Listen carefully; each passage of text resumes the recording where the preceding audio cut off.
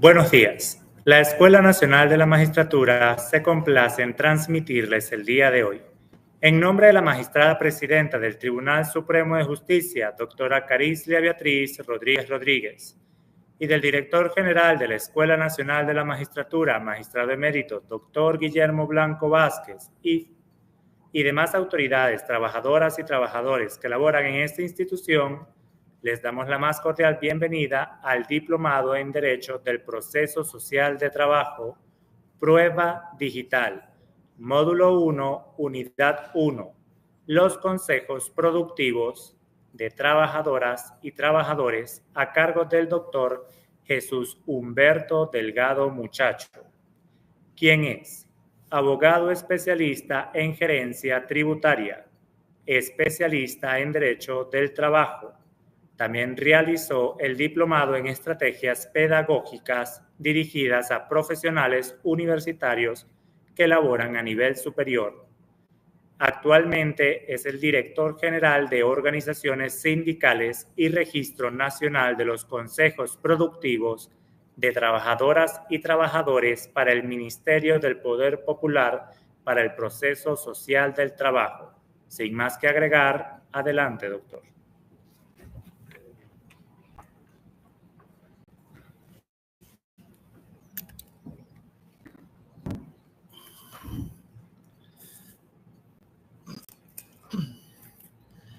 Muy buenos días.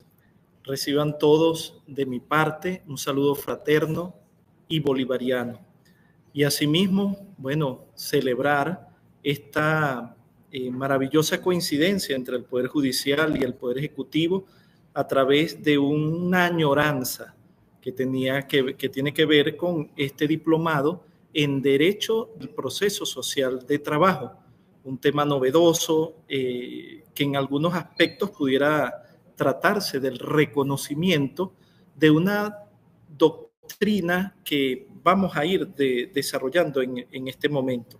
Asimismo, en nombre del Poder Ejecutivo Nacional, del presidente obrero Nicolás Maduro, y en particular de nuestro ministro del Poder Popular para el Proceso Social de Trabajo, el profesor Eduardo Piñate, de su viceministra en Derechos y Relaciones Laborales, la doctora Joana Santeliz, damos de verdad un saludo a todo el país y precisamente desarrollar esta modalidad.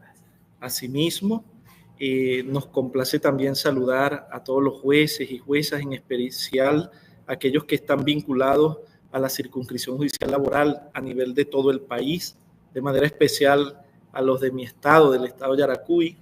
También, por supuesto, a mis colegas, abogados y abogadas conectados en este momento a esta clase. Y, por supuesto, los principales protagonistas de esta jornada, los voceros y voceras de los consejos productivos de trabajadoras y trabajadores.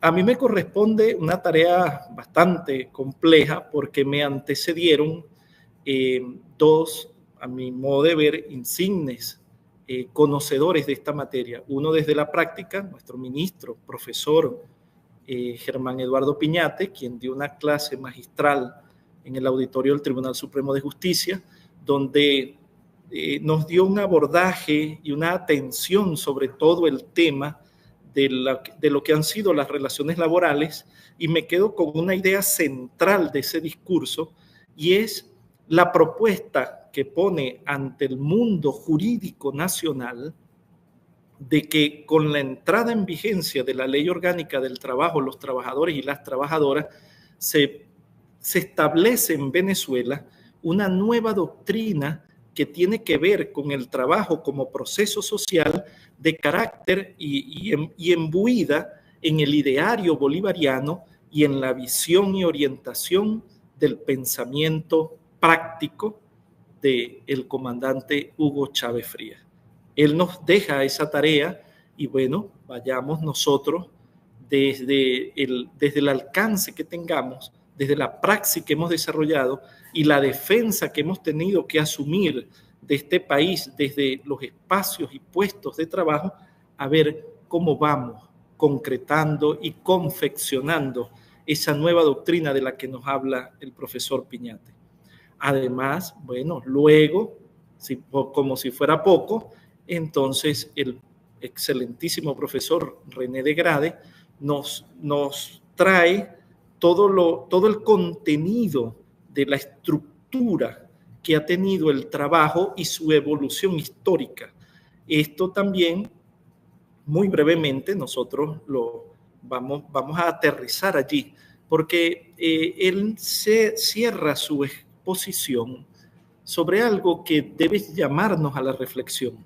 Él dice, en el marco del sistema del capital, o el sistema capitalista, patronos y trabajadores están en una eterna conflictividad, toda vez que siendo necesario o esencial para el sistema la acumulación, ya lo decía él mismo y lo sostuvo Marx, el trabajo es lo único que asigna valor a las cosas.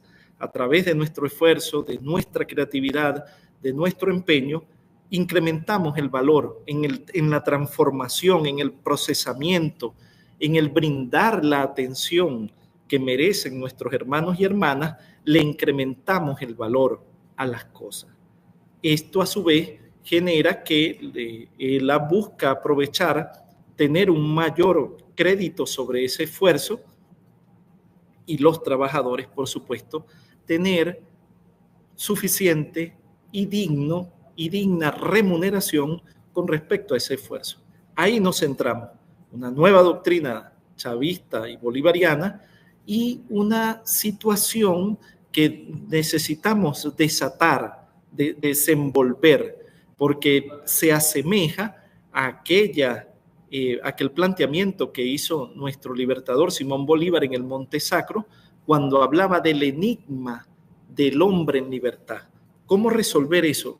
Y fíjense que el profesor en ese momento hablaba de lo que tiene que ver con el trabajo. Fíjense que nosotros necesitamos, antes de entrar al tema de los consejos productivos de trabajadoras y trabajadores, evaluar por qué estamos haciendo este planteamiento, de dónde pudo haber salido la genial idea en cabeza de nuestro máximo dirigente obrero, el presidente Nicolás Maduro, de establecer un consejo, traer de la doctrina de Mariátegui, de la concepción de los consejos de trabajadores propia de Antonio Gramsci, que también ya lo han señalado anteriormente, y aplicarlo en medio de una situación extremadamente compleja. Bajo ese supuesto, debemos buscar en nosotros mismos si realmente estamos desarrollando algo que no conocíamos, que poseíamos, porque obviamente sufrimos una situación dramática que radicalmente transformó nuestra manera de ver las cosas y de pensar. Hablo de la situación que se presentó con la invasión europea en tierras de América hacia inicios finales del siglo XV. ¿Qué pasaba con nuestras culturas? Por ejemplo, vamos a tomar una sola muestra de esto que estamos hablando. Y podríamos ver que en el Popol Vuh, por ejemplo, donde estaban las primeras, la nación guatemalteca, que es recogida en ese libro, fíjense cómo ellos, para pedir a Dios, tomaban una oración en la cual es curioso lo que solicitaban, lo que pedían. Decían que amanezca, que llegue la aurora. Danos muchos buenos caminos, caminos planos, que los pueblos tengan paz, mucha paz y sean felices. Danos buena vida, le pedían a Dios, y útil existencia. El Popol Vuh, esencia de nuestra cultura. Y asimismo, por ejemplo, en la obra de Herminio Almendros, que se llama Odres Viejos, podemos encontrar un cuento en el cual el dios de los aztecas, Quetzalcóatl, cuando baja del cielo, no trae el pecado ni el castigo, no, traía un grano de maíz y se sentó junto al hombre y le explicó cómo sembrarlo, cómo cultivarlo, cómo cosecharlo. Y en esa enseñanza le mostró la esencia de la vida misma y la única forma de ser feliz. Entonces, el trabajo, vamos viendo que en nuestras culturas ancestrales tenía una esencia distinta. Y bajo ese supuesto, bueno, llegando más a lo nuestro, a lo particular, podemos ver, incluso en esta obra que se las recomiendo, Los colores del petróleo, de Carmen Elena Párez. Aquí hace referencia directamente sobre nuestros pobladores caribes y señala expresamente que los caraibes, que así se decía, que éramos dueños de la palabra, y esto me hace mucho reflexionar. Nuestros ancestros manejaban con mucha fluidez la palabra, por eso decía Andrés Eloy Blanco en una oportunidad en el Congreso de la República que éramos levantiscos y contestones. Eso es propio de nuestra esencia. Sabemos emplear las palabras, dominamos, encantamos y nos defendemos con la palabra, propia de nuestros padres. Eran hombres pintados de la civilización de paja, de las aguas, del moriche y de la yuca, del compartir por norma. Fíjense de dónde viene nuestra extraordinaria generosidad y solidaridad, y de la libertad como práctica de vida cotidiana. Eso eran los caribes. Pero mucho más interesante, y nos debemos apropiarnos ya de este concepto, ellos tenían una relación de igualdad con los miembros de la comunidad y sus líderes. Entonces, empezamos a ver algo que se nos va asemejando a un concepto muy actual. Bajo ese supuesto, el poder lo ejerce la comunidad en nuestros antepasados. El líder se limita a cumplir su función, que consiste en regirse estrictamente por los deseos de todos sus miembros. Al contraer una deuda, el líder está siempre obligado a dar lo mejor de sí mismo. Si desvirtúa las directrices de sus hermanos, es destituido de inmediato. No obtiene ningún beneficio por su dedicación. Su satisfacción se deriva del prestigio que la comunidad le confiere, y una vez cumplidas sus responsabilidades políticas, se integra como cualquier otro a las labores cotidianas sin distinción de tareas. Ese era el liderazgo que nosotros asumíamos en estas tierras, y es el que hoy vemos que emerge como salido de las profundidades de nosotros mismos, producto de la palabra. Vuelve el asunto de la palabra. Entonces, eso tiene mucho que ver con el tema que estamos tratando referido al proceso social de trabajo, porque esto muestra la esencia única y real de esta situación. El trabajo no es solo un hecho, y lo decía el profesor de Grave en su clase anterior, que ocurre en la comunidad, sino un proceso complejo, vital y divino, en el que participamos todos y todas. Y a propósito estoy señalando divino, porque ese proceso, de acuerdo a lo que acabamos de ver, jamás, lo que acabo de leer, indica que el trabajo para nosotros jamás fue un castigo, no fue una desgracia, no fue el pecado original nuestro, no, al revés, siempre asumíamos el trabajo como la esencia misma de nuestra vida, el sentido propio de todo, y así lo vamos a ver muy pronto ahorita cuando arranquemos formalmente la disertación, porque vamos a iniciar con un pensamiento de Simón Bolívar, y él allí lo refleja también.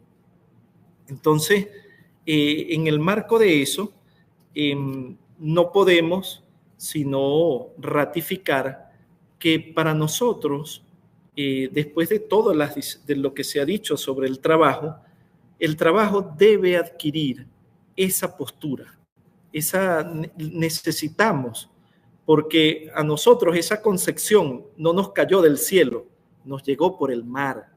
El trabajo como castigo derivado de eso que nos explicaban de la tradición grecorromana, nacida de pugnas y guerras, que fue de alguna manera purificando y haciendo un poco más potable el pensamiento aristotélico, pero que para nosotros implicó una ruptura muy dolorosa con respecto a nuestra esencia.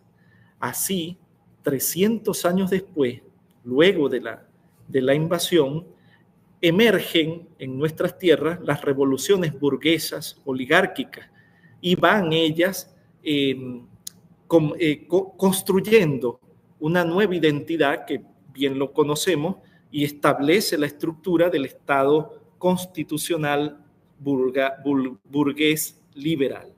Allí comienza y emerge el derecho, no en su primer momento, porque obviamente tenemos como abogados y abogadas conocimiento de sus orígenes, sino el que ahora vamos a abordar, porque con ese Estado y la asunción del poder por parte de la burguesía, estamos hablando de un Estado liberal burgués, viene consigo, como metido en un saquito, el sistema o la forma de producción, el sistema económico sobre el cual, como bien lo explica Gramsci, como superestructura, se soporta este Estado. Y es allí donde entra el sistema capitalista. Y ese derecho, como ya lo han explicado suficientemente, plantea ver cómo envuelve aquellas situaciones que el mismo Marx ha llamado ideología. Y él señala que la ideología no se trata más sino de una falsificación de la realidad. Y el doctor de Grave utilizaba un término que nosotros, y aprovecho para saludar a la Red de Memoria, Historia y Patrimonio de Venezuela, de la cual somos miembros, utilizamos también con respecto a los esclavos, a quienes no llamamos esclavos, sino esclavizados, porque fue eso a lo que fueron conducidos. Y él utilizaba un término, el profesor, que lo llama subalterizados. También esa ideología nos hizo creer que estábamos en un estadio o una etapa inferior, y no es así, no es así. Somos iguales, más allá de las declaraciones que constitucionalmente puedan existir. Todo lo demás que nos ha pretendido hacer distintos y mostrar algunos otros elementos no tiene cabida dentro de lo que estamos proponiendo, que es la democracia protagónica, directa y participativa. En ese caso, entonces, se suceden esas revoluciones, se concreta y se consolida la independencia de las ayer colonias españolas, pero se acentuaron y han sido el eje fundamental de las convulsiones y revoluciones periódicas esas diferencias. Después de la independencia comenzaron a darse con mayor ahínco esos recelos, esos resabios que venían de no haber comprendido, creo que debido también a la virulencia con que se fueron dando los hechos. Y esas revoluciones periódicas que fueron contempladas en estas tierras, pues unas veces fueron sangrientas, casi siempre, pero regularmente, lamentablemente, siempre traicionadas. El Estado en Venezuela nace conservador y oligárquico. Los vencidos, los realistas vencidos, mutan a dóciles y doctos servidores de los nuevos regidores y van de manera progresiva desviando los supremos intereses de la República, que incluso consiguen desterrar, desconocer y aislar el pensamiento y vida de nuestro libertador Simón Bolívar.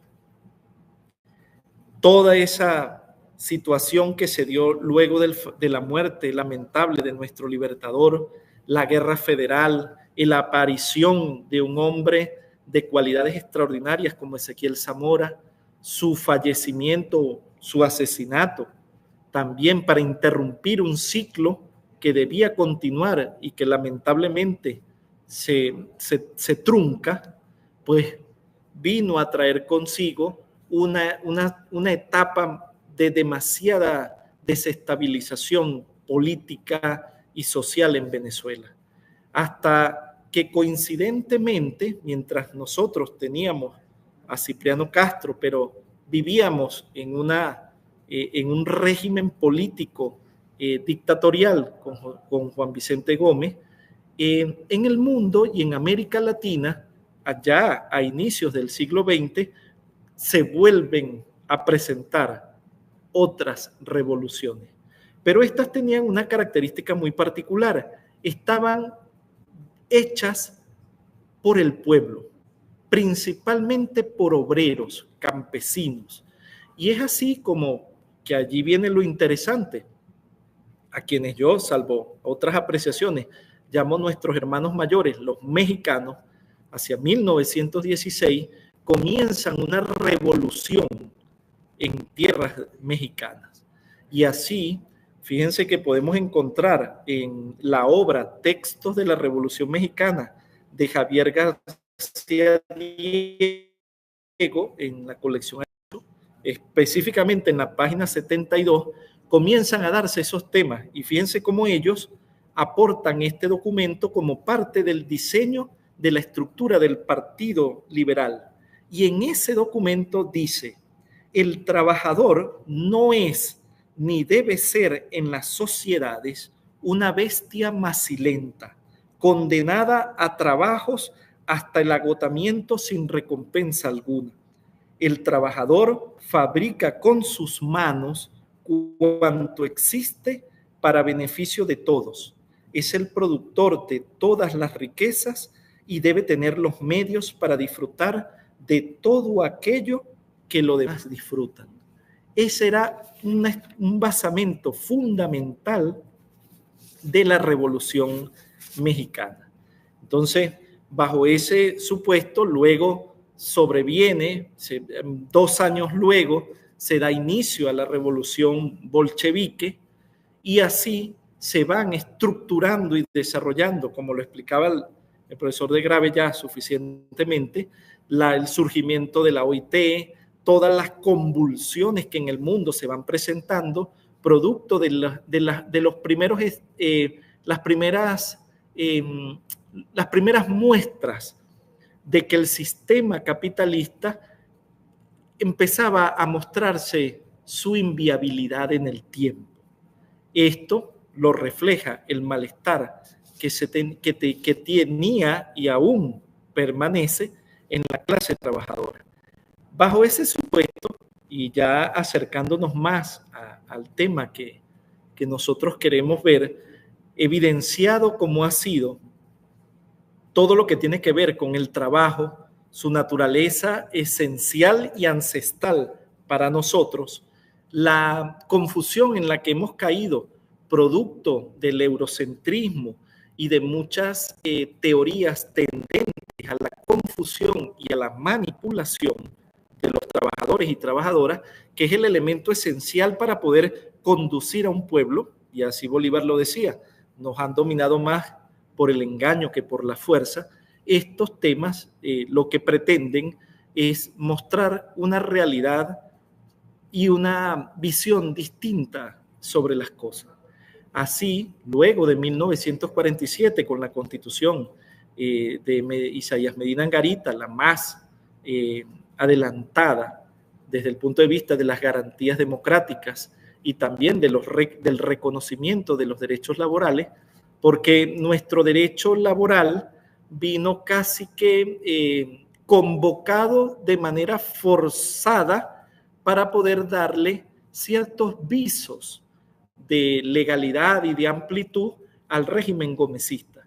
Por eso, a pesar de que hay una publicación primera de la Ley del Trabajo en 1921, es hasta 1936, ya fallecido el dictador, que comienzan a desarrollarse visiblemente, por decir algo, porque la huelga del 16 de los telegrafistas y una muy importante y también muy desconocida, que es la primera huelga industrial que hubo en Venezuela, que fue la del tren Simón Bolívar, la del ferrocarril británico, donde se dio realmente una confrontación directa con el capitalismo y extranjero, porque estos trabajadores en Aroa, en las minas de cobre de Aroa, confrontan de manera contundente las pretensiones de esta empresa de no pagar en efectivo, en moneda de curso legal,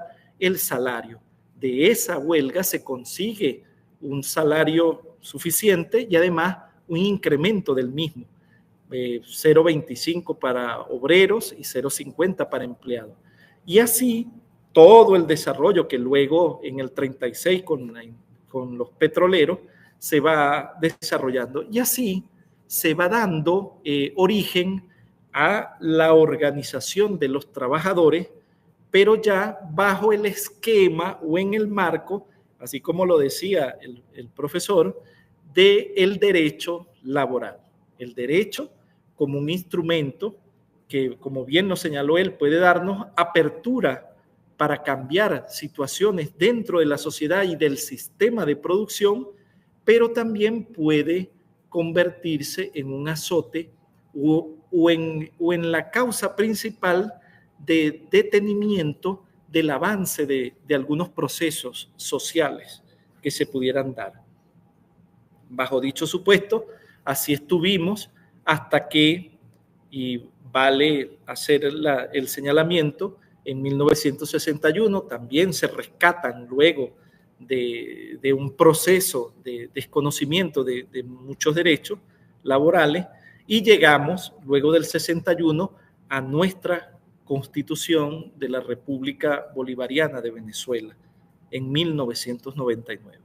Esta Constitución ratifica el carácter que tiene el trabajo como parte, como forjador para la realización de los fines del Estado. Bajo dicho supuesto, voy a empezar con la presentación, encuentra ese artículo 3 de nuestra Constitución, y como les dije, esta presentación comienza como todo en Venezuela, con Bolívar y termina con Bolívar. Estamos obligados siempre a traer el pensamiento de nuestro Padre Libertador para el desarrollo y desempeño de todas nuestras funciones. Así ustedes pueden observar.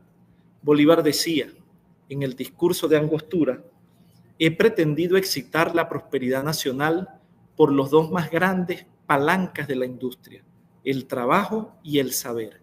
Estimulando estos dos poderosos resortes de la sociedad, se alcanza lo más difícil entre los hombres y las mujeres, hacerlos honrados y felices.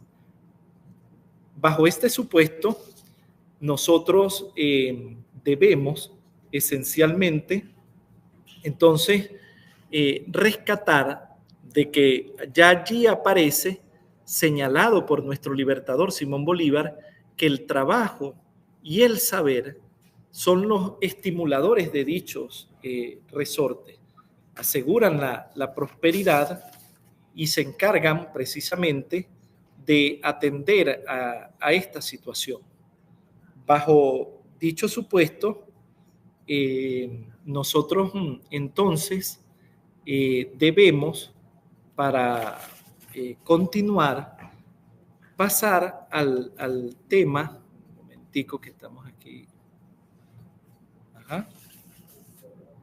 con respecto a lo que viene ahora a desarrollar nuestra Ley Orgánica del Trabajo, los trabajadores y las trabajadoras. ¿Algún detalle? Un momentico. Ajá. a YouTube. Momentico, ¿cómo sería? Estamos acá. Detallito, estamos ajustando un inconveniente. ¿Se ve?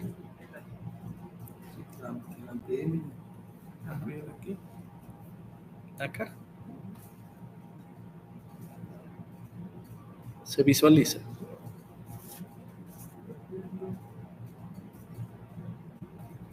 Ahora sí. Muy bien. Bueno, superado esta situación, tenemos aquí, y este artículo en particular lo tomaba nuestro ministro para hacer hincapié en ese elemento que ahora se suscita con respecto a la doctrina bolivariana y chavista sobre el trabajo o el proceso social del trabajo. Fíjense que siempre hacemos hincapié en esta norma porque es un elemento disruptivo en la doctrina laboral en Venezuela. Fíjense que el objeto de esta ley, y ahí lo señala categóricamente, tiene por objeto proteger al trabajo. Y allí en innumerables asambleas que hemos tenido, siempre se ha presentado esta diatriba. Bueno, pero no es que primero son los trabajadores y luego el trabajo, pero así es el orden en que está estratégica y conceptualmente concebido la teoría o la doctrina del proceso social del trabajo. Debemos esencial y exclusivamente proteger al trabajo, porque él alumbra e ilumina todos los procesos que de allí se derivan. Una vez asegurado, protegido, resguardado el trabajo, podemos garantizar los derechos de los trabajadores y trabajadoras. Pero esta norma también nos plantea un elemento muy particular, y es que estos trabajadores y trabajadoras en Venezuela y bajo lo que rige en nuestro país deben estar vinculados, deben estar asociados a los procesos de educación y trabajo. Por tanto, entonces, los trabajadores y trabajadoras en Venezuela trabajan, y no es una redundancia, y deben estudiar. Y de esa manera, la participación en la creación de la riqueza socialmente producida. Y a su vez, la primera parte de ese artículo también nos señala que las situaciones y relaciones jurídicas derivadas del proceso de producción de bienes y servicios, o sea, todo el derecho, todo lo que regula el ámbito laboral, debe tener como interés supremo al trabajo como proceso liberador. Entonces allí nos va dando una orientación la cual no debemos desestimar jamás, sino tenerla siempre presente. ¿Por qué? Porque ella orienta el papel que nosotros debemos propiciar ahora en nuestros trabajadoras y trabajadores. Esta misma ley también, porque nos han oído hablar ya reiteradas veces del proceso social del trabajo, esta misma ley, además, en su artículo 18, pero de manera concreta en el artículo 25, nos da los objetivos y el enfoque o la dirección que debe tener el proceso social del trabajo. Y así nos dice, los objetivos esenciales del proceso social del trabajo tienen que ver con superar las formas de explotación del capital, producir bienes y servicios y lograr el alcance de una sociedad justa y amante de la paz. Y eso lo vamos a conseguir a través de la valoración ética del trabajo, es decir, al trabajo hay que abordarlo, hay que atenderlo y hay que juzgarlo desde la ética y en la participación activa, consciente y solidaria de los trabajadores y trabajadoras en los procesos de transformación social que estamos viendo en el país, consustanciados con el ideario bolivariano. Por eso este proceso social del trabajo nos ayuda a contribuir a garantizar la independencia y la soberanía nacional, como lo estamos viendo, y un elemento fundamental que trae esta norma es que eso es detrás de lo que andamos en este momento, que es propiciando la soberanía económica, debe alcanzarse a través de la asimilación, creación e innovación de técnicas, tecnologías y generando conocimiento científico y humanístico en función del desarrollo del país y al servicio de la sociedad. Por eso en el artículo anterior dice que los trabajadores están consustanciados e identificados con el proceso de estudio, porque es ese estudio, la preparación académica, la formación y la autoformación las que nos va a permitir elevar el nivel y alcanzar tal estado que podamos abordar todas las necesidades, todas las coyunturas y en este momento todos los problemas que se nos presentan dentro de las empresas, producto de lo que todos conocemos y no solo conocemos, de lo que hemos sufrido en los últimos 10 años, el bloqueo y las medidas coercitivas unilaterales nos imponen y nos obligan hoy a crear, asumir una actitud activa, creativa frente a las dificultades que estamos abordando. Asimismo, el trabajo, a diferencia de lo que nos decía el profesor de Grave y ratificaba el profesor Eduardo Piñate, debe el trabajo transformarse en elemento de desarrollo integral para una existencia digna y provechosa para la comunidad, así como era antes. Trabajamos en bienestar y en beneficio de nuestros semejantes. Es para satisfacer las necesidades de nuestro pueblo que nos levantamos temprano, que agotamos nuestras energías buscando la manera de solucionar un problema. Es por los demás que hacemos, es por lo demás que nacemos y es por lo demás que vivimos. Si perdemos esa esencia, usted puede encontrarse situaciones en las cuales hay muchas personas que no le hayan sentido al vivir, pero es porque se desconectan y el sistema les hace creer que realmente haciendo depender todo de sí y que en el alcanzar el provecho individual, en el robustecer el egoísmo, usted va a encontrar la esencia y el éxito. Y luego vemos grandes hombres y mujeres famosísimos desgastarse detrás del consumo de estupefacientes, suicidarse, y uno dice, wow, pero si aparentemente lo tienen todo, ¿por qué prefieren deshacerse de aquello que han adquirido y subestimar la vida misma?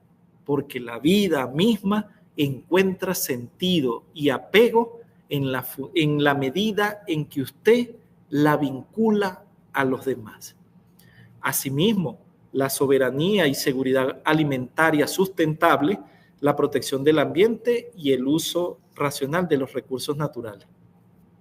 En el marco de eso, ustedes dirán, bueno, sí, trabajamos para los demás, pero es que hay un elemento en nuestra ley orgánica del trabajo, los trabajadores y las trabajadoras, al cual debemos, antes de entrar allá al fondo, al tema de los consejos productivos de trabajadoras y trabajadoras, que hacer mención. La riqueza en Venezuela no tiene un origen especulativo, ni solamente proviene o deriva de la inversión del capital. Y está establecido en ley, ni siquiera es algo que nosotros desde el gobierno bolivariano propiciamos o inventamos.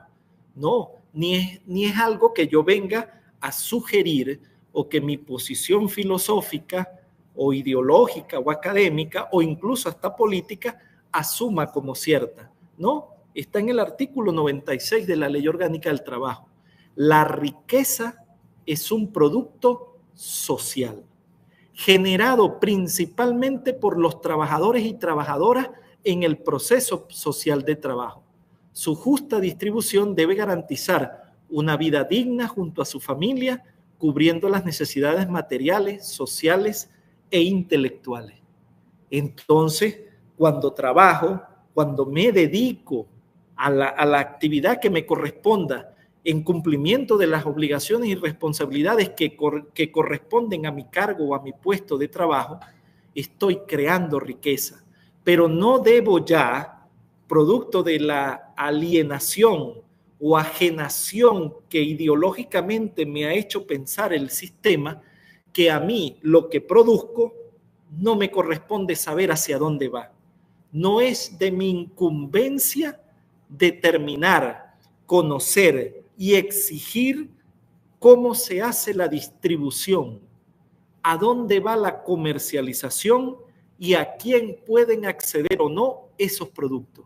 Ese es un tema que me corresponde, porque de ser la riqueza social y mi trabajo es el principal responsable de que ella nazca, de que ella aparezca, entonces tengo ahora una tarea como trabajador y trabajadora de este país de asegurarme que eso que hago con esfuerzo, sacrificio y una entrega total y un estudio permanente llegue a la mesa y hasta el corazón, porque el servicio tiene que ver con la efectividad, con la gratitud del servicio que presto, llegue realmente a los venezolanos y venezolanas.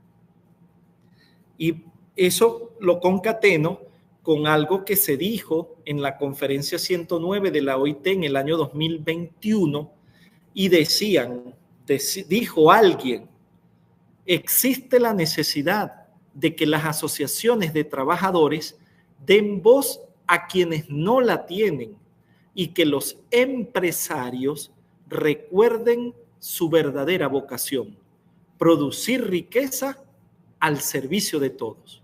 Los trabajadores se agrupan, se reúnen para dar voz a quienes no la tienen e incluso para mostrarle a los trabajadores y trabajadoras que pueden y deben participar. Pero a su vez esta persona también le señala a los empresarios que deben producir riqueza y esta obligatoriamente estar al servicio de todos. Y esto lo dijo en esta oportunidad nuestro célebre, ya no está entre nosotros, un santo realmente hombre de nuestro tiempo, el Papa Francisco.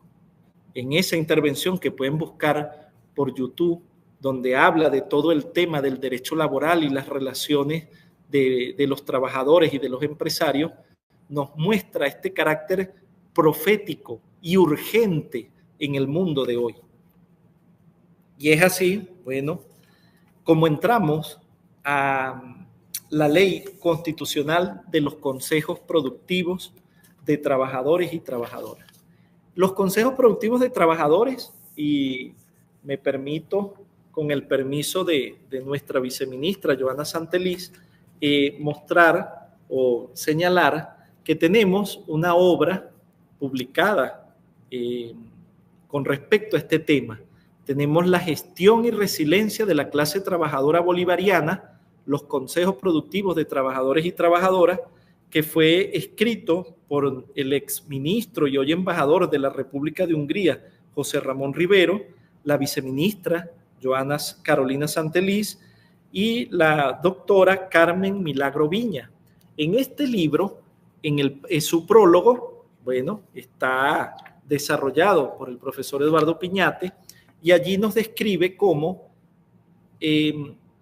parte físicamente el presidente en ejercicio, Hugo Chávez, se suceden a partir del 2013 una serie de situaciones producto de la disputa, pero ya no electoral ni democrática, sino por la vía de facto, por la vía violenta, para despojar del poder a la revolución bolivariana. Tanto cala esta situación que en el año 2014 es firmado por el presidente de los Estados Unidos un decreto que nos declara amenaza inusual y extraordinaria, y se deriva luego de allí una serie de medidas y de imposiciones que vinieron a tratar y a buscar de la manera que fuera la asfixia de la economía, el deterioro y la desesperación del pueblo venezolano. Esto conlleva a que se produce un revés electoral y los contrarios o la oposición al gobierno asume la Asamblea Nacional y bueno, luego vino una situación realmente calamitosa para nuestro país. Esto obligó a que durante el año 2016 el presidente Nicolás Maduro tuvo en enero que instalar el Consejo Nacional de Economía Productiva y convoca a todos aquellos empresarios que tuvieran la disposición nacionalista, patriótica, incluso por interés propio, de continuar junto al gobierno bolivariano avanzando en la recuperación económica y en la construcción ya irremediablemente de un sistema que dejara de depender de los tentáculos que desde hacían 110 años había construido la industria petrolera internacional en Venezuela. Y tanto es así que hacía vernos como si fuésemos no el Patriota Cero, sino un rancho de cualquier dueño de una empresa transnacional petrolera norteamericana, holandesa o inglesa. Había que ya romper con esas ataduras. Y así lo venía haciendo desde el primer plan de desarrollo económico y social de la nación, llamado también Plan de la Patria. Ya venían dándose sucesivamente 2 y un tercer Plan de la Patria y estábamos encaminados en esa tarea. Y además de eso, como un elemento ya para definir la ruta que íbamos a continuar, desde el 19 de enero del año 2016 se construye o se presenta la Agenda Económica Bolivariana. Y así comenzamos el desarrollo desde el punto de vista estratégico de ver cómo nos íbamos desacoplando de aquel sistema que entendía que nos había sometido y nos tenía subyugados. Y para ponerle solo una muestra, hasta un tanto jocosa, pero era así, fuimos entendiendo por qué estimábamos mucho más una manzana y una pera que un mango y los cambures. Entonces estábamos cultural, social y políticamente sometidos por una ideología a la cual nunca habíamos correspondido. Pero ese fue el tema que vinimos a traer y como toda revolución, pues obviamente debe rasgar, partir en dos toda la evolución y el desarrollo de estos temas. Asimismo, producto de que se dio la escasez y el desabastecimiento, se crea en abril del 2016 los CLAP, los Comités Locales de Abastecimiento y Producción. Y el 8 de noviembre del año 2016 nacen precisamente los consejos productivos de trabajadores. Hubo un acto bellísimo en el Poliedro de Caracas y allí se juramentaron los primeros consejos productivos de trabajadores. Arrancan su constitución principalmente en 3 áreas sensibles, que eran las que más nos golpeaban: alimentos, productos de higiene personal y medicinas. En esos 3 renglones estábamos siendo brutalmente atacados. Allí llegaron los consejos productivos de trabajadores para tratar de coadyuvar en el impulso y sostenimiento de la producción, pero en el aseguramiento sobre todo de que se diera su distribución y comercialización justa. Y empezaron los trabajadores y trabajadoras a desempeñar una nueva tarea, la cual, si vemos, estaba de alguna manera como adormecida, porque ya en la Ley Orgánica del Trabajo, los trabajadores y las trabajadoras, ustedes pueden visualizar en el 496 y en el 497 que ya allí se habla de los consejos de trabajadores. Y hubo una incipiente estructura, sobre todo para el sector público, pero que luego se desmayó, se apagó y que en este momento, hoy producto del desarrollo de las transformaciones que están recogidas en el Plan de la Patria 2025 y 2031 se vuelven a poner sobre el tapete y consideramos, y así nos lo ha hecho entender nuestro ministro, la necesidad de retomar, de reanudar con fuerza y ahora sí de manera definitiva la gestión de los servicios públicos y de la administración pública con la participación protagónica y decisiva de los trabajadores y las trabajadoras en el sector público. Asimismo, también les recomendamos para el estudio y mayor ahondamiento de este tema de los CPT, un primer libro que había escrito nuestro hermano José Ramón Rivero que se llama El intelectual orgánico productivo en la clase obrera venezolana. Entonces, estas dos obras, tanto esta de la gestión como la del intelectual orgánico, nos sirven para tratar de comprender con mucha profundidad el tema que tiene que ver con los consejos productivos de trabajadoras y trabajadores. Esta ley constitucional fue publicada luego de que salió el decreto donde se crearon los CPT el 8 de noviembre, ya para el 6 de febrero del año 2018, estando ya rigiendo plenamente la Asamblea Nacional Constituyente, se crea la Ley Constitucional de los CPT y se publica en Gaceta Oficial 41.336.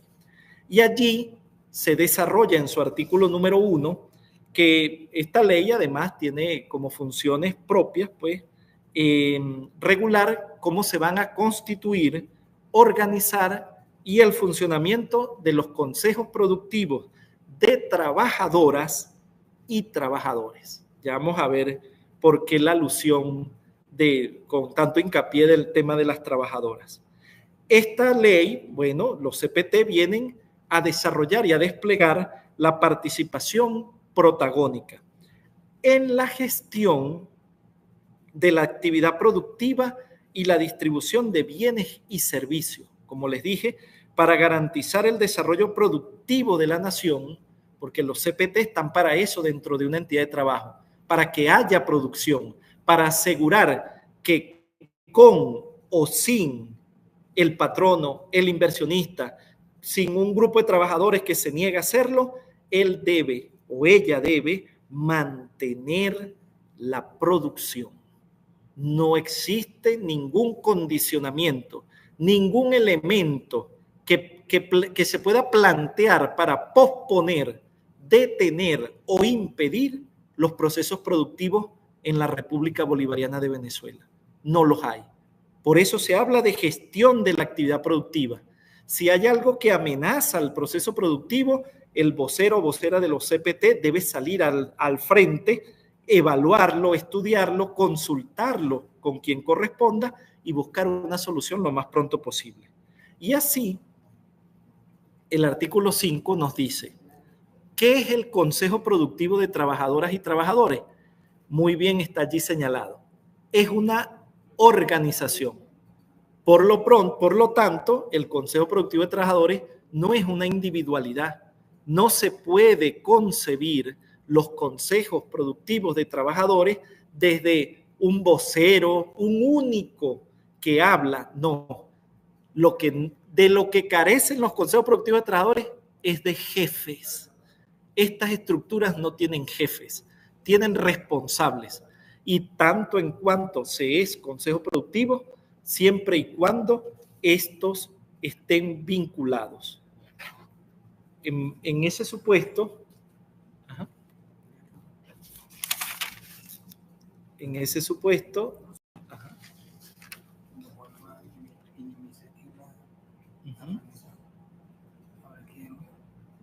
aquí.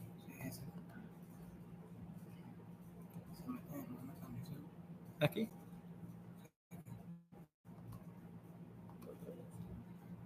La compartimos pantalla. Aquí. Aquí.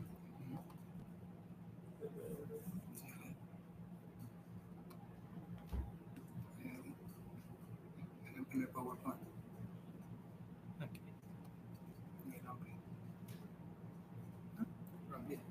Ok. Y buscar la única que quedó. Ajá, se ve caído. Ok. Bueno, una organización de carácter laboral, los consejos productivos de trabajadores tienen carácter laboral y cómo se desempeña la gestión de la actividad productiva y de la distribución de bienes. A través de 3 acciones fundamentales se da la gestión productiva de los consejos productivos de trabajadoras y trabajadores. Impulsar, ya lo estaba señalando, el CPT, el vocero de los consejos productivos, impulsa, empuja, y en ese impulsar evita también que se paralice. Siempre adelante, siempre de señeros, de pioneros. Evalúa, y ahí entra lo que estamos hablando del proceso social del trabajo. Un vocero del Consejo Productivo de Trabajadores y Trabajadoras es un permanente estudioso de su propio sistema productivo, del encadenamiento productivo, del entorno económico, del sistema económico, porque este no es un trabajador que vive creyendo que su participación en el proceso social del trabajo está solo en sentarse frente a la computadora, frente a la máquina, a pulsar un botón 35 veces seguidas en un minuto. No, es alguien que comprende la dinámica, la complejidad, que analiza y evalúa todo cuanto se suscita y se requiere para que el proceso productivo se lleve adelante. Entonces, él es y ella es una evaluador y evaluadora. Una vez que nosotros hemos podido demostrar que podemos impulsar, que evaluamos los procesos de gestión productiva y de acceso a los bienes y servicios, es donde podemos alcanzar el nivel de contralores. ¿Qué había ocurrido? Que lo invertimos. Pretendimos primero, y es un drama que nos ocurrió y lo vivimos con el control obrero, pretendimos primero controlar, luego ver cómo se hacía para desentrañar y desenredar el problema en que nos habíamos metido a través de una evaluación, pero sobre una dinámica que en muchas ocasiones nos trituró, nos aplastó y frente al país nos hizo quedar de alguna manera mal. Eso por una parte, y por la otra también, que es bueno señalarlo, porque toda la responsabilidad no pesó sobre la clase trabajadora. También hubo direcciones que se asumieron y que no fueron las más favorables para el objetivo fundamental de avanzar en el sistema económico que hoy, gracias a Dios y al empeño y esfuerzo del pueblo venezolano, sí tenemos, sí podemos ver. Entonces, hemos comprendido que necesitamos impulsar, evaluar para poder controlar y que esos procesos productivos de comercialización y distribución de bienes satisfagan las necesidades del pueblo y hermanos y hermanas. En el desarrollo de esa dinámica nos estamos encontrando que en Venezuela ya comienza a sentarse, a mostrarse y a disfrutarse de una nueva conciencia y cultura del trabajo. Los trabajadores y trabajadoras venezolanos y venezolanas de hoy no son los mismos de hace 10 años. Hemos asumido la tarea, el compromiso que nos correspondía y estamos dando muestras categóricas e indiscutibles de lo que se nos propuso hacer. Tanto es así que si en el 2016, en el 8 de noviembre, se nos pidió impulsar y hacer que los productos hubiera acceso, imagínense, alimentación, hoy junto a campesinos, consejos comunales, trabajadores y trabajadoras, el 100% de los productos que consumimos de alimentos son producidos en Venezuela, 9 años después. Además de eso, en el rubro de productos de higiene y atención personal y de limpieza personal, donde fuimos tan golpeados indignantemente, tenemos una gama asombrosa de productos. y puedo señalarlo aquí. Hay una cadena farmacéutica que tiene productos creados en sus propios laboratorios, en sus propias droguerías, de muy alta calidad, y así emprendimientos de empresas nacionales con productos de belleza, cosmetología y atención para nuestras hermosísimas y bellas mujeres, y ratificar la felicitación, aunque hoy también es Día de la Madre, ¿cómo no va a serlo? Todos los días, para atenderlas a ellas, también al 100%. Y tenemos reflejado la semana pasada, dicho, y que a uno lo llena de mucha satisfacción, 90% de los productos de nuestra industria farmacéutica son hechos en Venezuela. Y incrementamos el crecimiento de la industria farmacéutica en un 14.7%. Eso es parte de esto. Nos pusimos de acuerdo y estamos trabajando y le encontramos el sentido a esto. Y hoy vamos empeñados a asegurar lo que nos dictó nuestro libertador y nos lo impuso como una obligación, y así lo ha asumido la revolución bolivariana, dar la mayor suma de felicidad posible como Estado, pero entendiendo que eso solo será posible si el pueblo venezolano continúa en la defensa y en la integridad y la protección de este hermoso país. Entonces, las finalidades se dan por sí solas: garantizar el acceso, que está en el artículo 4, coadyuvar en la construcción del modelo económico socialista, que estamos en eso, y el sistema de producción, abastecimiento y comercialización, proteger y resguardar las actividades productivas. Hemos vivido situaciones en las cuales arrancamos con los CPT y encontramos muchas empresas transnacionales que fueron abandonadas, ordenadas desde allá, desde afuera, a los gerentes: abandonen esas empresas, paguen prestaciones a los trabajadores, y si queda algo pendiente, díganle que agarren cualquier cosa que haya allí y se den por pagados. Los trabajadores venezolanos, las trabajadoras venezolanas no cayeron en la trampa, resguardaron las instalaciones, protegieron las actividades productivas, y todas esas empresas que ayer estaban en manos de intereses extranjeros y ajenos a nuestra realidad, hoy son conducidas por trabajadores y trabajadoras, y su producción alimenta, alienta y protege a nuestro país. Y bajo ese supuesto, la última finalidad, fortalecer a la clase obrera, y así lo está demostrando como sujeto fundamental, promoviendo la participación directa y protagónica dentro de los procesos. Bajo esos supuestos, pues desarrollando valores y principios propios de los CPT a través de la libertad, independencia y soberanía, tanto de la producción. ¿Se acuerdan el objetivo del artículo 25 de la Ley Orgánica del Trabajo? ¿Cómo alcanzamos la soberanía económica? Teniendo una producción libre, independiente y soberana.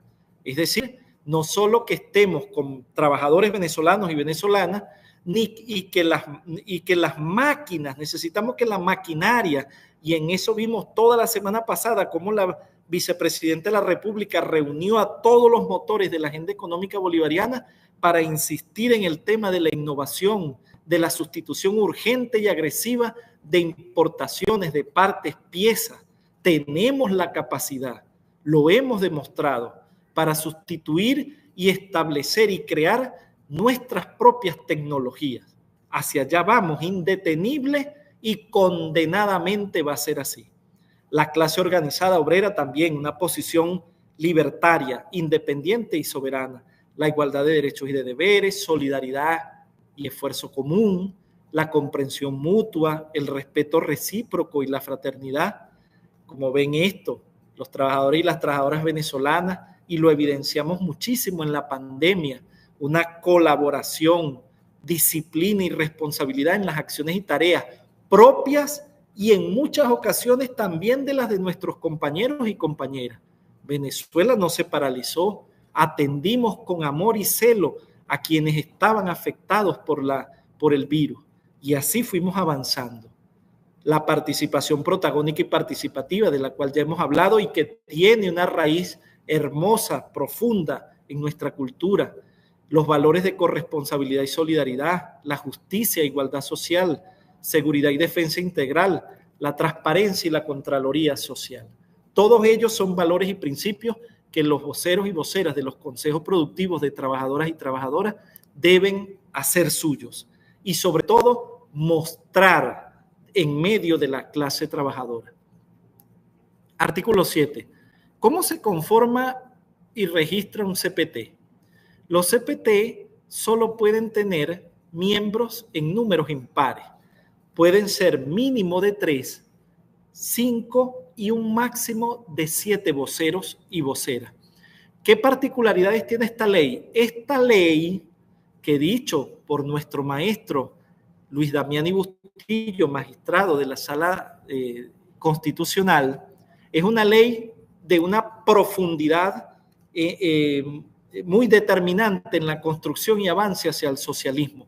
¿Por qué? Porque la igualdad de género en esta ley es algo que determina incluso la legalidad en la conformación del Consejo Productivo de Trabajadores, porque en esta organización debe haber una mujer.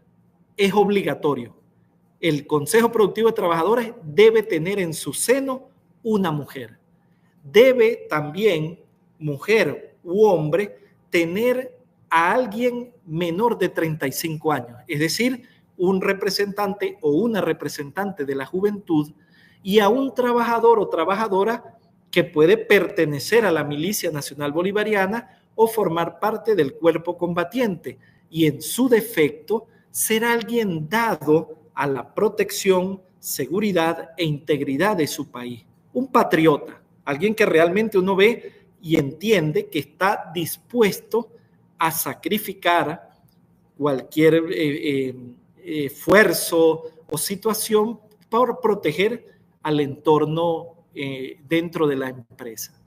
El número, para esto se convoca una asamblea, primero va un funcionario, señala, esta empresa está dentro de las que pueden ser susceptibles a CPT, a tener un CPTT. ¿Cuáles son esas? Nosotros tenemos 13 motores en la agenda económica bolivariana. En este momento, los consejos productivos de trabajadores y trabajadoras solo pueden conformarse en 9 de esos 13, que tienen que ver con agroalimentario, pesquero y acuícola, que es el primero, minero y de las industrias básicas, industria civil, turismo nacional e internacional, en construcción, en el área, en el motor farmacéutico, en el motor de la industria comunal, socialista y solidaria, y en telecomunicaciones y nuevas tecnologías. No podemos en este momento conformar consejos productivos de trabajadores en los motores que tienen que ver con el emprendimiento, Bolívar digital, banca y mercado de valores, y en exportaciones no petroleras. En las demás no existe problema alguno. ¿Qué procuramos? Que esta empresa tenga un mínimo de entre 15 y 10 trabajadores para poder convocar esa asamblea y en esa asamblea, lo plantea la ley, hacer una votación. ¿Y qué nos ocurre? Que muchas veces los trabajadores no han comprendido lo interesante del tema de la participación protagónica y participativa, y a veces no tienen tanta disposición a integrar estas organizaciones. Sin embargo, nos ocurre en muchas asambleas que prácticamente hay 3 personas que cumplen con esas cualidades que anteriormente les dijimos o condiciones, y prácticamente como decían los romanos, hay una proclamatio ad populum. El pueblo los proclama. Mire, la asamblea dice, estos son los elegidos. Y eso, como la ley habla de una votación en una asamblea, puede ser válido. Hay situaciones en las cuales los mismos trabajadores y las circunstancias que rodean el proceso de elección del CPT sí imponen que se hagan a través de unas elecciones libres, universales y secretas.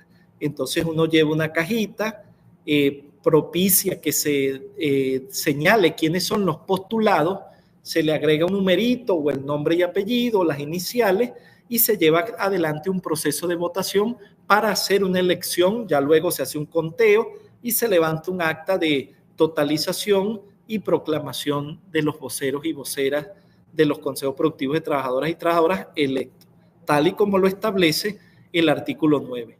¿Qué particularidades tiene esto?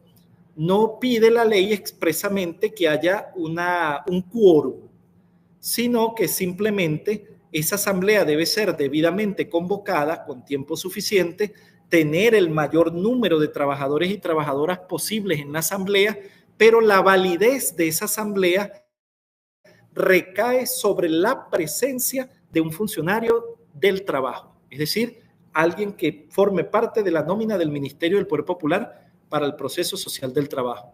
Una vez electo, tienen 2 años desde su elección, dura la vigencia de su vocería, podrán ser reelectos, pero como bien lo establece nuestra Constitución, pueden ser revocados al cumplimiento de la mitad de su periodo.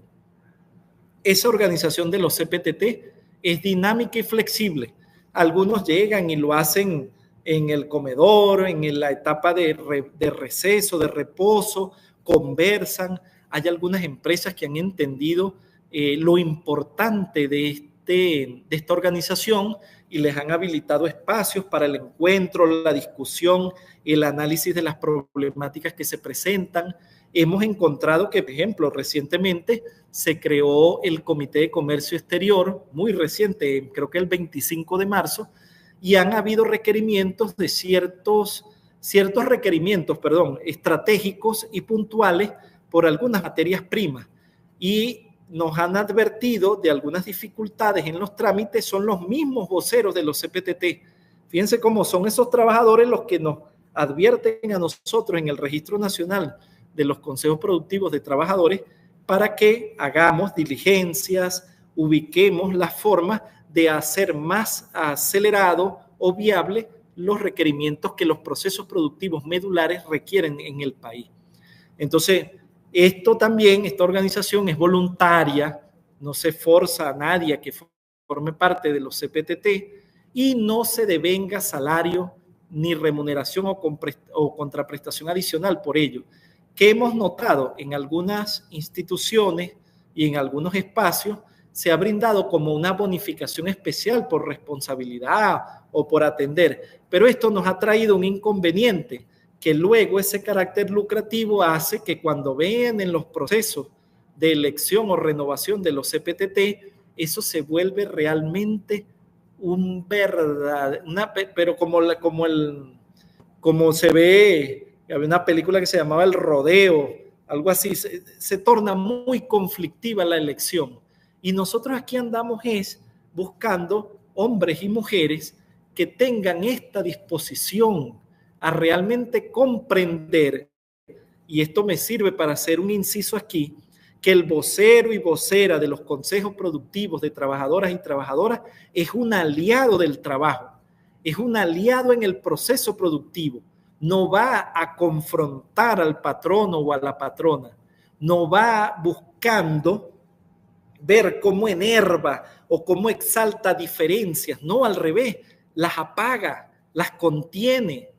Es un propiciador de la paz laboral, es el garante de la tranquilidad y fluidez de todos los procesos productivos y administrativos dentro de las entidades públicas, privadas, mixtas y comunales. Los voceros y voceras de los CPT, y lo saben los que me han oído reiteradas veces hablar de este tema, van tomados de la mano junto al patrono, no se le ponen por delante ni están detrás de ellos, al revés o contrariamente, juntos, van juntos. En medio de las dificultades que presenta el horizonte en Venezuela, no nos podemos dar el lujo ni el tupé de andar pisándonos, ni siquiera entre bomberos la manguera, no, ni siquiera estar pisándonos los talones. No, es juntos, es empujando, es abrazados, o el que no lo ve así, por lo menos tómelo de la mano, pero atienda el avance, prosperidad y bienestar y sobre todo el construir un país potencia. Pero eso solamente lo podemos hacer, y lo ha repetido en reiteradas veces nuestro gobierno, juntos. Los deberes. Tiene deberes. El CPT, además de todo lo que les he dicho, debe asistir a las reuniones y sesiones obligatoriamente que convoca como órgano rector, porque el Ministerio del Poder Popular para el Proceso Social del Trabajo es el órgano rector de los consejos productivos de trabajadores y trabajadoras, en la cabeza o en la estructura o en las manos y el genio de, principalmente en este caso, del ministro del Poder Popular para el Proceso Social del Trabajo, el profesor Eduardo Piñate, en esta oportunidad, que es segunda vez ministro. Y cuando son llamados para la formación, deben asistir, y ahí está en negrilla, obligatoriamente, porque sin formación, sin conocimiento, no vamos a poder resolver problemas. Es más, convencidos estamos que sin formación, sin educación, sin estudio, usted es parte del problema y del conflicto, porque detrás de todo tropiezo, como bien lo decía Sócrates, somos malos porque somos ignorantes. Entonces, es el estudio lo que asegura la bondad, es el estudio lo que asegura la felicidad, como lo decía Bolívar en el pensamiento con el que iniciamos esta presentación.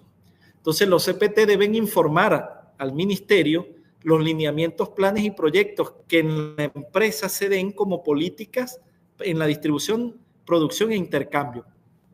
¿Cómo se aprovechan mejor los recursos? También debe informarlo. Mire, yo considero que la gerencia de industrialización o el gerente de planta está utilizando los recursos que conseguimos a través del Comité de Comercio Exterior, no los está haciendo de manera eficiente y eficaz. Hay mejores formas de hacerlo. Eso lo debe informar al ministerio para nosotros entonces tomar las medidas que correspondan y orientar. Porque fíjense la recomendación que está dando el vocero de los CPT.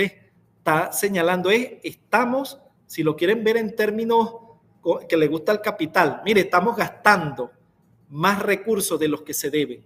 Vamos a economizar. Y yo no conozco, no he visto todavía el primer empresario que le digan que está perdiendo dinero y no tome medidas de inmediato y lo corrija. Entonces, ese es el vocero, ese es el nuevo trabajador y trabajadora de este país. Alguien que está preocupado por el rendimiento, por el crecimiento de la entidad de trabajo y, en consecuencia, de nuestro país. Y el vocero y vocera de los CPT está obligado también a rendir de manera periódica cuentas de sus actuaciones a los trabajadores y trabajadoras, no solo a nosotros. Muchos creen que es solo al ministerio. No, tienen que explicarle a sus compañeros y compañeras por qué a lo mejor hayan situaciones que no les agradan, pero que tienen que llevarse adelante. ¿Por qué lo vamos a hacer? Usted le explica a sus hermanos y hermanas de clase, los que han trabajado con usted por 5, 10, 15, 20, 30 años, por qué están haciendo ahora lo que están haciendo. Sus atribuciones. Los CPT pueden conocer y deben evaluar y fiscalizar los procesos. Participar en el impulso de la producción, ya lo explicamos, y su mejora, cuando dice cómo se deben utilizar los recursos. Informar al patrono de las decisiones que ellos, reunidos, el Consejo Productivo, toman para corregir o brindarle recomendaciones al patrono. La denuncia, ojo, la denuncia ante los órganos competentes de acciones contrarias al sistema económico. Los voceros y voceras de los CPT son responsables de si los procesos se paralizan y obviamente que deben saber el por qué. Entonces, en lo que usted encuentra, ¿cuál es la razón del por qué se va a detener o a ralentizar un proceso? Infórmeselo al patrono, y de no tener respuesta en ninguno, diríjase de manera inmediata al órgano o ente rector que rige ese proceso en particular. Si es alimento, vaya a Sunagro, vaya al Sunde y haga la advertencia, ya no la advertencia, pero haga la denuncia. Porque si el proceso se detiene y usted lo sabía y no dijo nada, es tan responsable tanto como el patrono, como nosotros y usted de que eso haya ocurrido.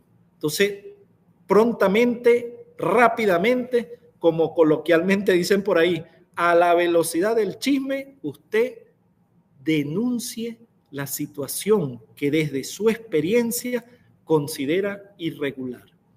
Garantías: acceder a todos los órganos y ser atendidos, deben ser atendidos. Prohibición de ser discriminados. Asimismo, ¿cómo se vinculan los CPT con otras organizaciones? Todas las organizaciones sociales pueden cooperar y apoyar a los CPTT. Muy importante, los CPTT no tienen carácter sindical, no son sindicatos, por tanto no pueden ejercer atribuciones que están atribuidas a ellos, pero tampoco pueden impedir o afectar el ejercicio de los derechos de la libertad sindical y la negociación colectiva. ¿Dónde el sindicato? Ustedes dirán, pero ¿cómo coopera si no son sindicatos y el sindicato coopera con ellos? ¿Dónde lo podemos ver? En el 367 de la Ley Orgánica del Trabajo, en el numeral 2, el sindicato debe contribuir en la producción y distribución de bienes, pero además en el numeral 3 debe ejercer control y vigilancia sobre los costos y las ganancias para que los precios de los bienes y servicios producidos anteriormente por los CPT que están produciendo sean justos para el pueblo. Asimismo, el Consejo Productivo de Trabajadores y Trabajadoras, como ven allí, articula con todos los ministerios. Pero además, y estamos en pleno desarrollo de este tema, hay una coordinación estratégica y vital con los CLAP, los consejos comunales y las comunas que circundan a la entidad de trabajo, pero ahora estamos estableciendo, y creemos que es así, que circundan el circuito comunal. Los CPT ahora van a ayudarnos a fortalecer estas estructuras desde el desarrollo económico propio que nos estamos brindando. Ahora, en el plan de la patria están los CPT, por supuesto, están dentro de la transformación económica, la primera T, y son elementos para alcanzar la eficiencia socialista en el sistema productivo. Los CPT están dentro de la alineación a la planificación estratégica nacional a través de la participación de la clase trabajadora organizada, tanto en los CPT como en los sindicatos, y que operan a lo interno de las entidades de trabajo y en el relacionamiento con el entorno comunitario. Todo esto en función de propiciar la construcción de una nueva cultura del trabajo. Esto textualmente está tomado de la ley del Plan de la Patria 2025-2031. Y allí les dejo también cómo esta ley, por primera vez, el Plan de la Patria, establece la estructura que se debe seguir para alcanzar la nueva cultura del trabajo. Dice que debe darse a través de la formación, pero desde la praxis, organizando a los trabajadores en consejos productivos de trabajadores y todos los esquemas que adicionalmente tenemos, y conformar instancias de participación y toma de decisiones. La participación en Venezuela tiene que ver con tomar decisiones. No vamos para afirmar la asistencia o para aparecer en el selfie o la foto de la asamblea, no. Estamos para opinar, para levantar la mano, para corregir lo que está mal. Esa es la participación protagónica, no la representatividad anterior, que nos conformábamos con una sola vez ir a votar y que, bueno, disponga quien haya sido electo, será el destino de nuestras vidas. Eso ya no es posible en Venezuela. Aquí tenemos la distribución de los CPTT en función de los 9 motores de los que les hablé. Hoy, para esta presentación, teníamos 3.401 constituidos a nivel nacional y importantísimo, sobre todo atendiendo a que me oyen voceros y voceras de los CPT, hoy estamos ya gratamente indicando que nos hemos convertido en la primera fuerza organizada de los trabajadores y trabajadoras en Venezuela, con más de 14.000 voceros y voceras registrados a través del Registro Nacional de Consejos Productivos de Trabajadores. Mayor es nuestra responsabilidad. Celebramos estos logros, pero asumimos con entereza y entendiendo el nivel y la tremenda tarea que tenemos, debemos continuar avanzando hacia eso.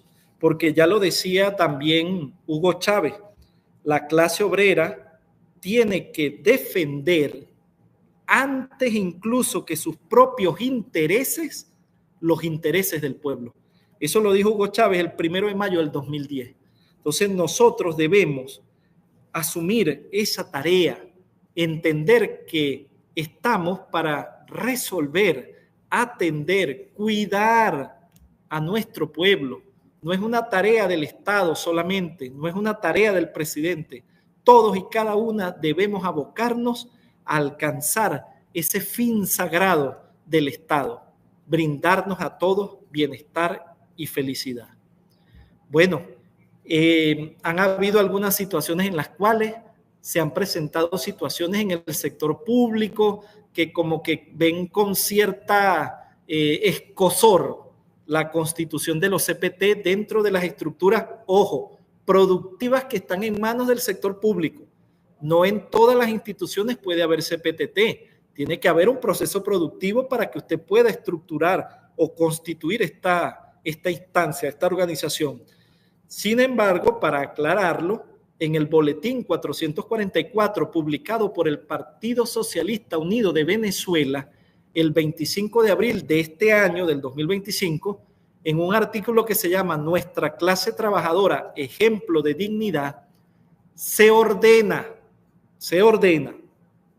Asimismo, otros retos para los tiempos actuales son la profundización y ampliación de la presencia de la fuerza laboral del país en los consejos productivos de trabajadores y trabajadoras, porque no debe existir ni una sola fábrica, empresa y o unidad de producción que no cuente con dicha instancia. La orden desde lo político para el sector público productivo está dada y lo único que nos queda es acatar y actuar en consecuencia. Entonces, eso lo decimos para que tengamos claro e incluso podamos hasta defender las posturas de que seguimos y nos ceñimos con celo a las instrucciones y orientaciones superiores que el ente que dirige la política en Venezuela, que es el Partido Socialista Unido de Venezuela, así ya ha establecido. Entonces, hermanos y hermanas, para finalizar, traigo estas palabras de Andrés Eloy Blanco, que en un poema maravilloso, una décima, Coloquio bajo la palma, y recoge todo lo que he tratado y espero poder haber abordado y atendido. De todas maneras, pueden por el chat de YouTube dejar todas las sugerencias, preguntas, inquietudes, denuncias, aportes, solicitudes, a lo mejor de que ustedes deseen que este tipo de presentaciones o que el Ministerio del Proceso Social del Trabajo ahonde más en esto, sobre todo tomando en cuenta que ahora somos ya organizaciones sociales de trabajadores, porque los sindicatos, los CPT y prontamente, estamos casi seguros de ello, los consejos de trabajadores van a estructurar la poderosa organización social de la clase trabajadora en Venezuela. Entonces, ¿qué nos dijo Andrés Eloy Blanco en esa oportunidad? Nos señaló, lo que hay que ser es mejores y no decir que somos buenos ni que somos malos. Lo que hay que hacer es amar lo libre en el ser humano. Lo que hay que hacer es saber alumbrarse ojos, manos, corazón y cabeza y después ir alumbrando. Alumbremos nuestro país, despejemos las tinieblas y las oscuranas en la cual nuestros enemigos han pretendido someternos. Somos los hijos e hijas de Simón Bolívar.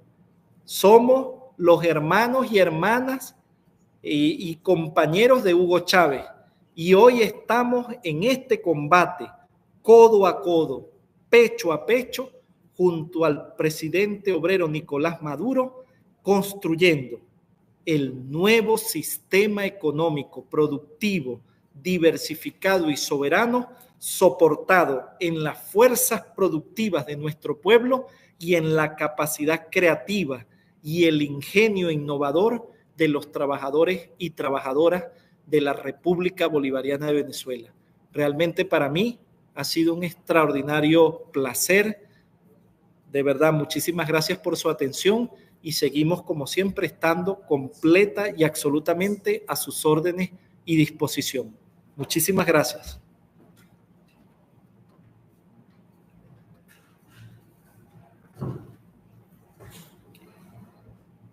Terminar emisión.